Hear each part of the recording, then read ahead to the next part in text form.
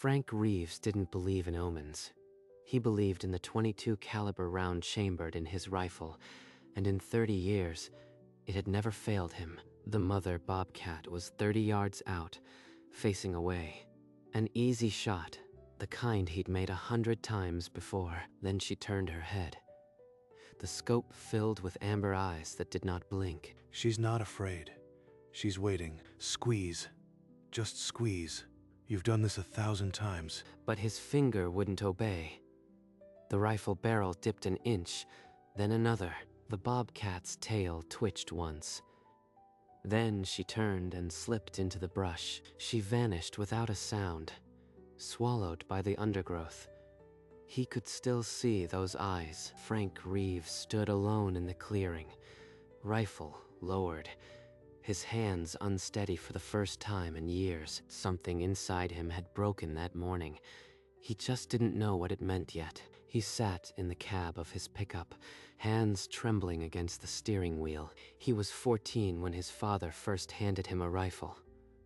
Bobcats were thieves, his dad said, no different from rats.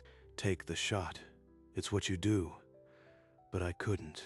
His first kill had earned him a proud clap on the back. He'd skinned it himself, the fur still warm. He pushed open his front door. The mounted bobcat head on the wall stared at him with glass eyes. All those eyes. I never saw them until today. For 30 years, he'd stacked pelts like firewood.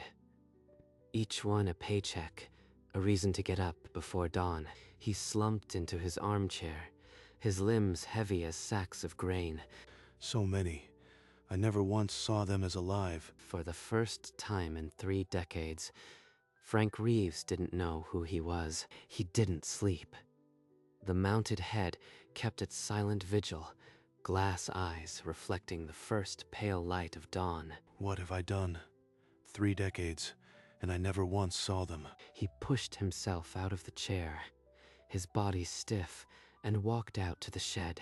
The shed smelled of dust and old hide. Pelts hung from the rafters, row after row. I took them all. I never even counted. His knees buckled. He sank to the dirty floor, shoulders heaving with silent sobs. When he finally stood, his eyes fell on a dusty point-and-shoot camera on a shelf.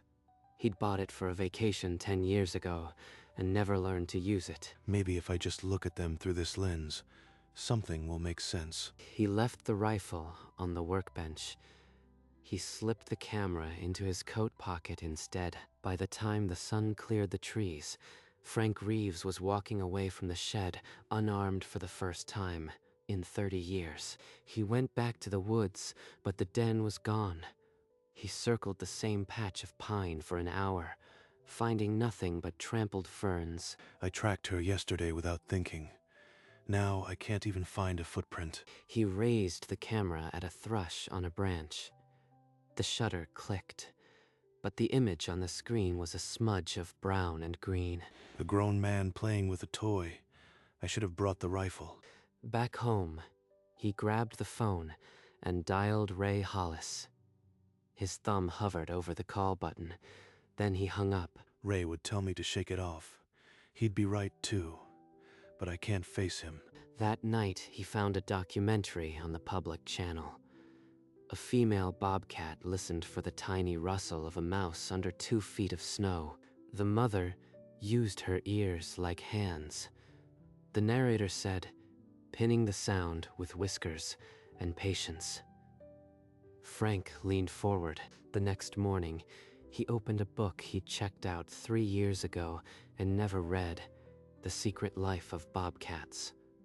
He turned the first page. I killed them for 30 years, and I never learned a thing about them. That stops now. He stopped watching hunting shows. Instead, he studied library books and joined online forums where people posted bobcat sightings and debated subspecies. He traded a box of trapping gear for a second-hand DSLR. The camera felt heavy and unfamiliar, but it focused when he twisted the lens. Frank, you are out in those woods every day. And you haven't cleaned your rifle in weeks. What are you doing? I am taking pictures of bobcats. Pictures. Frank, you've killed bobcats for 30 years. This isn't like you. Are you feeling all right? I don't know, Sarah. I have to do this. 4 weeks later, after countless dawns scanning the same ridgeline, he found the den. A hollow log covered in moss, with 2 tiny spotted cubs tumbling at the entrance. He crouched behind a pine, 100 feet away. The mother emerged, and for the first time, he raised a camera to her. Not a rifle, the image trembled.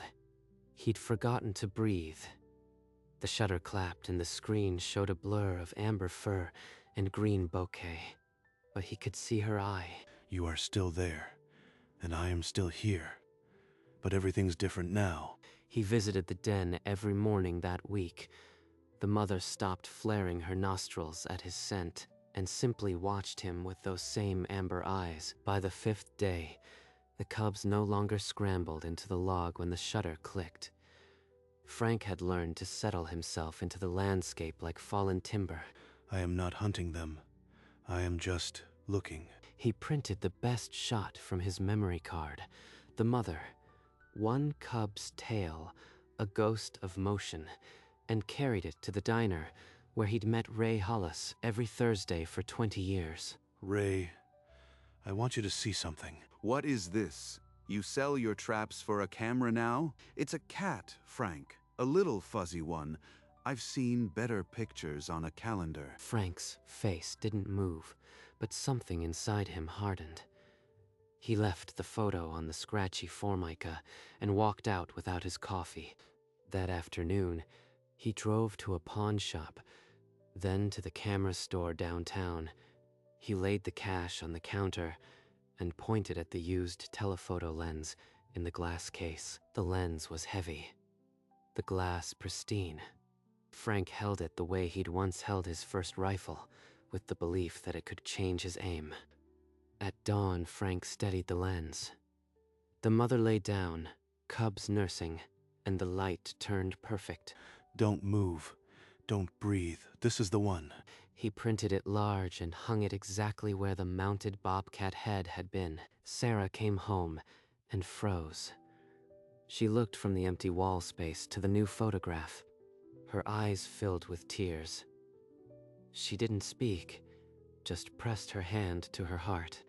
A month later, his photograph won honorable mention. He stood on stage, clutching a ribbon, as strangers clapped. An honorable mention. After all those years, a photo means more than a kill. A conservation group invited him to share his photo and his story at their next meeting. They want to hear my story, but do they know the blood that came before? Frank stared at the invitation. For the first time in years, he felt a sense of purpose. Frank walked into the community center. Folding chairs, a projector screen, and a dozen faces he didn't know. He stood at the front, his hands trembling, and held up the photo of the mother and cubs. I used to hunt bobcats, but that changed. No one hissed. No one walked out. An older woman with binoculars leaned forward. A man in the back spoke up. "You know their habits better than any of us. That's a gift." Afterward, the organizer pulled him aside. "We're starting a bobcat habitat campaign. We could use your eye." An imposter. That's what I am. They don't know the real number. But he said yes anyway. Within a week, his photos began appearing on their social media pages. He watched as strangers shared his image, captioning it with words he'd never used. Beautiful, protect. 10 years ago, I would have sold this pelt for $50. Now people call it beautiful. I don't deserve this. Frank stood in a gallery full of large wildlife prints. His own work, a crumpled portfolio under his arm. A young woman noticed him lingering by her photograph. A coyote mid-pounce, perfectly frozen. You've been out there. I can tell your photos don't just see the cat. They know where it hides. 30 years of blood and she sees knowledge, not sin. That night, he started a blog, Eyes in the Woods. He typed the first post in a dim pool of lamplight. Every photo I post will carry a confession. Maybe then I can breathe. But the blog fed the guilt, not the release. He dreamed of dozens of bobcats, their eyes like cold embers, surrounding his bed. How many, Frank? How many, before you saw one alive? He woke gasping, the sheets twisted around his legs. The mounted bobcat head was gone, but the wall held its memory. I can't outrun this. I have to stand still and let it look back. He walked into the forest with his camera, intending to leave it where the bobcat would find it. Then, a guttural hiss cut the air. The mother had backed to her den, and a coyote lunged. Don't let it in. She'll kill the cubs. He pressed the shutter before he could think. 3 frames per second of tooth and claw. Back home, he stood before the large photograph on the wall. The mother's amber eyes held him still. I didn't kill her. I can't burn her memory, but I can burn the rest. He dragged the pelts to the barrel, one armful after another. The match flared, and the dried fur caught like tinder. Smoke billowed, acrid and final. Sarah stood at the kitchen window, her hand pressed to the glass. She did not interrupt. By the time the sun rose, the barrel was cold. Frank Reeves was no longer a trapper. He was a photographer. He walked into a high-end camera store and signed a credit slip for a body and a lens that cost more than his first truck. Dawn after dawn, he knelt in the dew, the new glass capturing light, the old lenses never touched. I am not missing a morning. Not this time. Not ever again. By the 3rd week, a fever scorched his throat. He collapsed into bed, shaking so hard the framed photograph rattled. With a wheeze, he opened his laptop. Image by image, he began to type. This one was a mother, too. April '84, I took her pelt. I never saw the cubs. I never saw the cubs. The words bled out of him like a wound finely lanced. A record of every place he'd killed and what he'd taken. I could make a book. Let them see what I saw and what I did. My name is Frank Reeves. I have a manuscript, photos and stories about bobcats and me. The line went silent after he hung up. He stared at the closed phone, another kind of trigger under his finger. 3 weeks later, the publisher's email arrived. Frank opened his laptop and read the lines that made his hands go cold. The email read, "Dear Mr. Reeves, we have decided not to proceed with your manuscript. While the photographs are striking, the subject does not fit our current list." Who am I kidding? A hunter can't just become an artist. Ray was right. He dialed Ray Hollis, hoping for a word to steady him. Ray answered on the second ring. Ray, it's me. I told you, you are no artist. Stick to what you know. You don't know anything.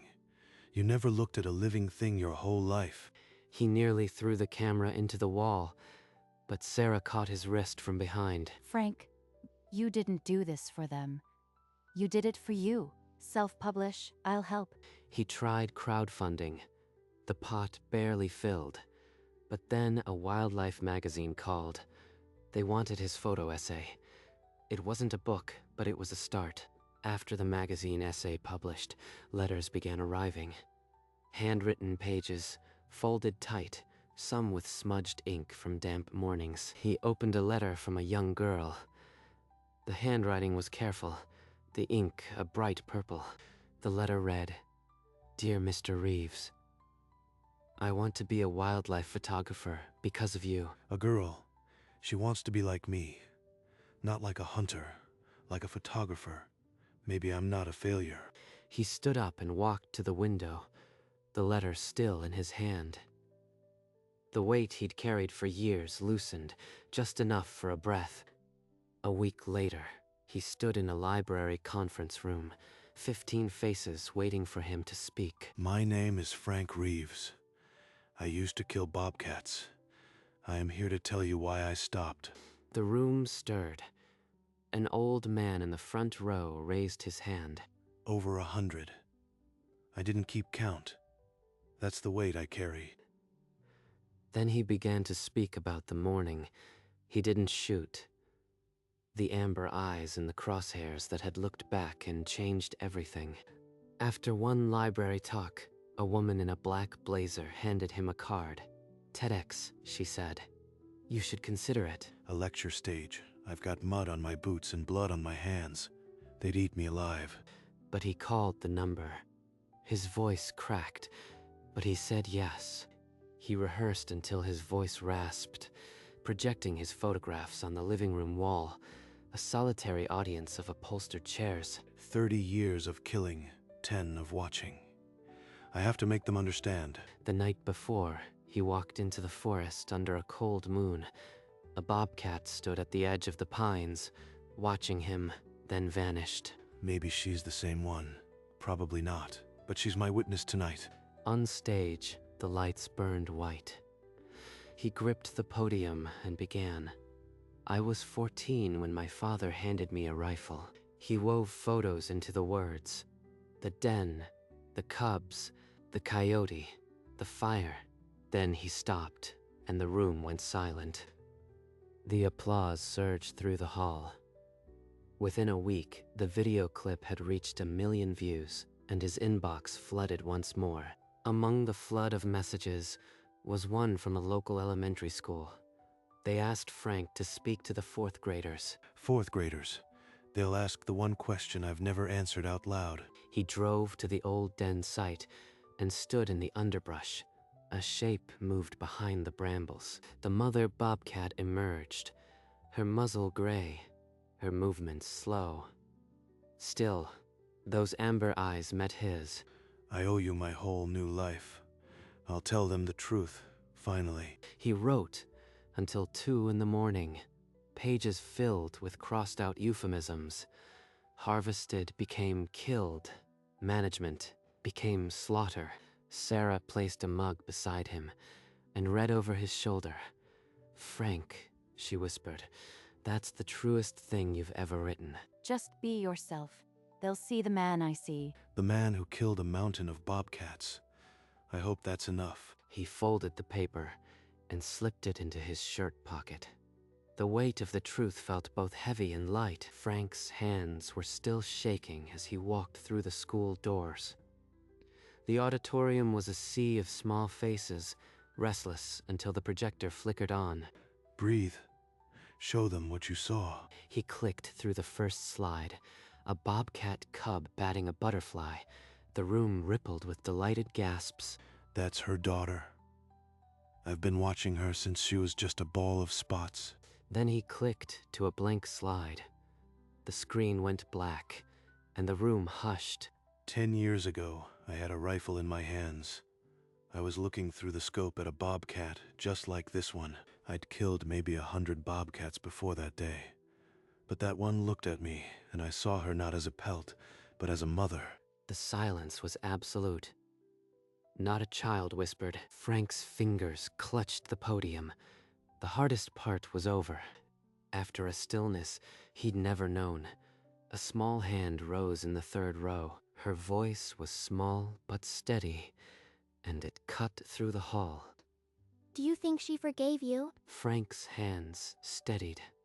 He looked at the black screen, then at the girl. I've spent 10 years trying to earn that forgiveness by protecting their home.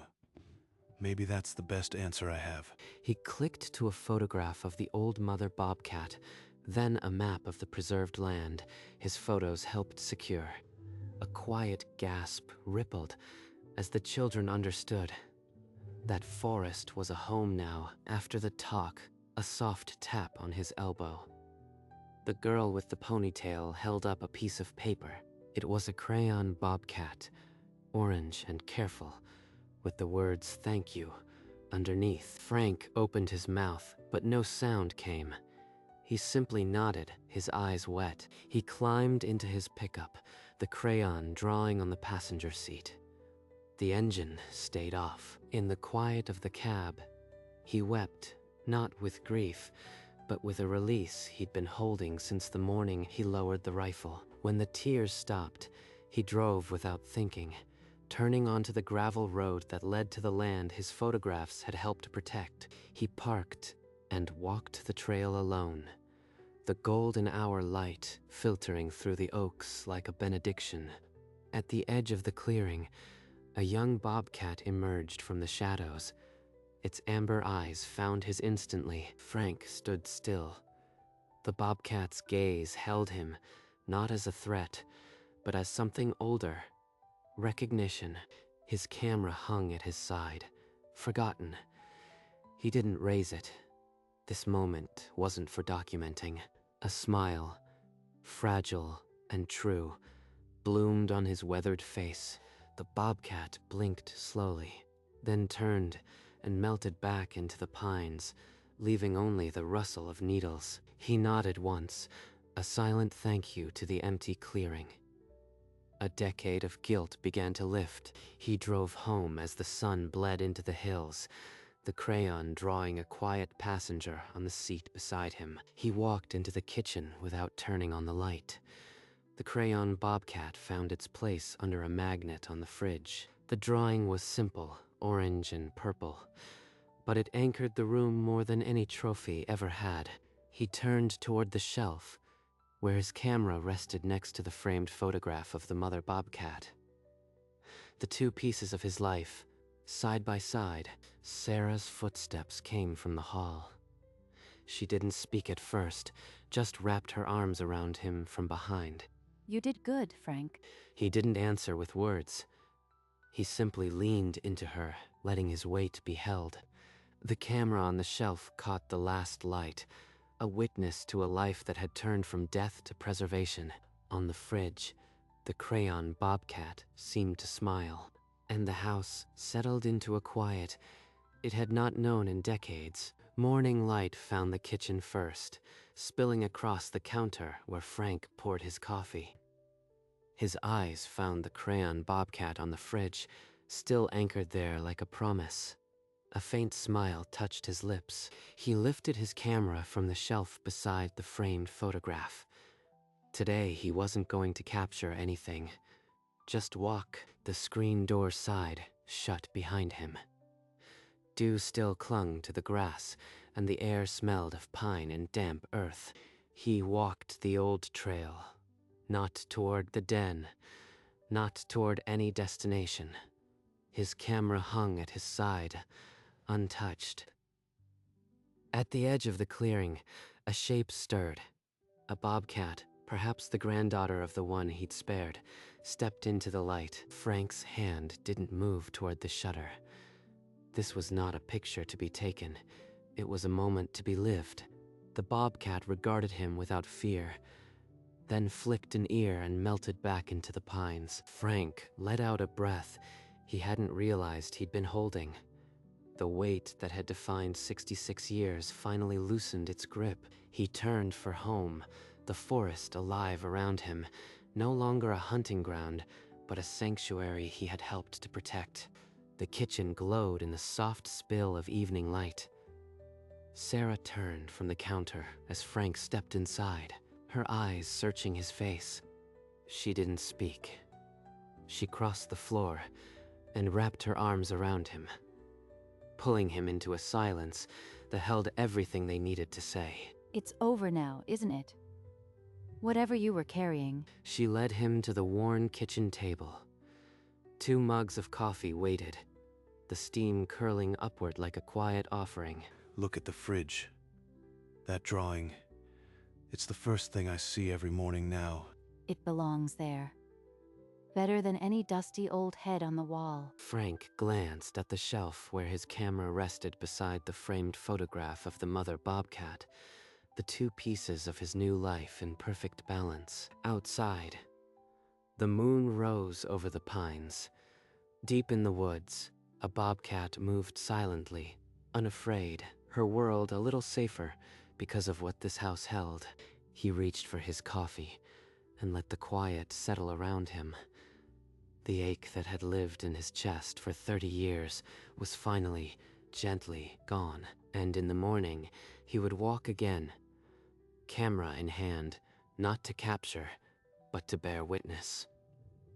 A guardian where once there had been only a hunter. The next morning came without alarm.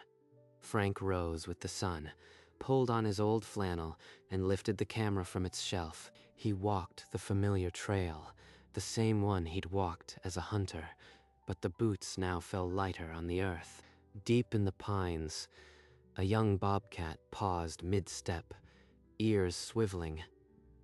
One amber eye caught the light and held it. Frank stopped. He didn't raise the lens.